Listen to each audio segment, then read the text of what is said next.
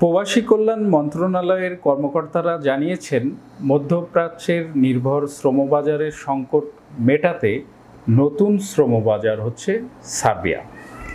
একই সাথে এটি ইউরোপের দেশ এবং বাজেটের যে একটি বিষয় থাকে যে অল্প খরচে কোন দেশটিতে প্রবেশ করা যায়।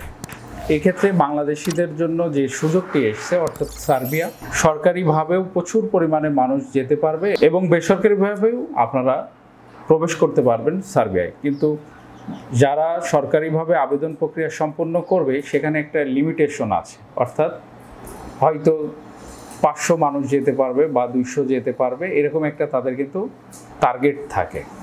কিন্তু বেসরকারি এটা হচ্ছে ওপেন, আপনারা যে কোনো কোম্পানিতে আবেদন করে যেতে পারবেন।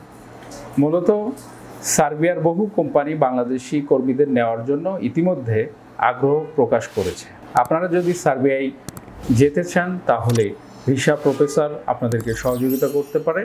আপনারা অবশ্যই স্ক্রিনে দেখানো নাম্বারে ফোন করে বিস্তারিত তথ্য জেনে নেবেন এবং যারা ঢাকার মধ্যে আছেন চাইলে অফিস ভিজিট করতে পারেন, আমাদের সাথে সরাসরি কথা বলে জেনে নিতে পারেন গুরুত্বপূর্ণ তথ্য এবং কিভাবে একটি জব আবেদন করলে আপনি পারমিট লাভ করবেন, সেই সাথে ভিসা পাবেন।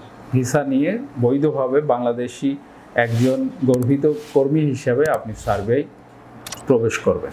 ভিসা প্রফেসরে ফাইল জমা দিতে ফোন করুন 09666912045 অথবা 01735733080 অথবা 01735724716 অথবা 013127111252 এবং ইমেল করতে পারেন visaprofessor2023@gmail.com।